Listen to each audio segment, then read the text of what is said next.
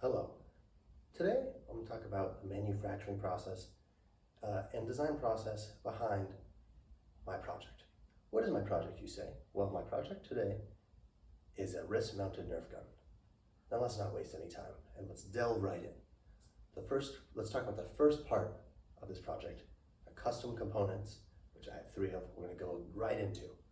First one, we have a vacuum-formed plastic case. Now let's not waste any time. And past Aaron is going to tell us all about how that was made. Take it away, Aaron. The first step was building a vacuum former, which can be seen in the footage now. For that, I built 2 wood frames, one for the plastic and one for the vacuum box. Next, I attached the plastic and threw it in the oven. This is where problems started to occur. The vacuum former worked too good and sucked the plastic around and inside the Nerf gun. This was solved by adding tape to the pegboard to lessen the vacuum around the gun. The vacuum formed plastic case was the most time consuming out of all the processes, with the 4th iteration of this case being the final one that I used. Alright, the next custom component is a trigger mechanism, an aluminum block that was machined in the machine shop. Alright, Aaron, take it away and tell us how it was made. This component proved to be more annoying than I thought. For the aluminum trigger mechanism, most of the time was spent machining this big aluminum block to a not so big aluminum block.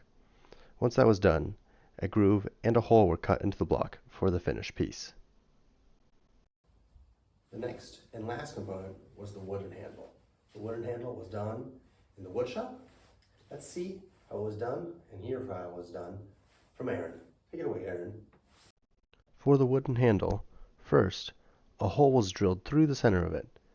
Next, it was sanded down on the belt sander just to get a rough size of the piece. Then, not shown in the video, I took finer and finer grits of sandpaper to just get everything all nice and smooth, to get the handle nice and smooth and feel good in the hand.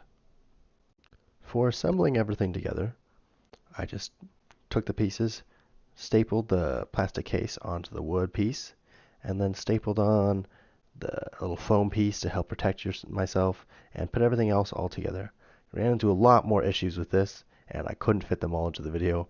One of them was just making sure the staples didn't poke me, which they did. Another was getting the string to the right length, but I got it all figured out, and next you're going to see me show off the final thing. Here we have the finished final product. As you can see, we have the wood handle, the metal trigger mechanism, and this plastic case coating the whole thing right here. Now, let's see it fire. There you go. That's the wrist-mounted Nerf gun.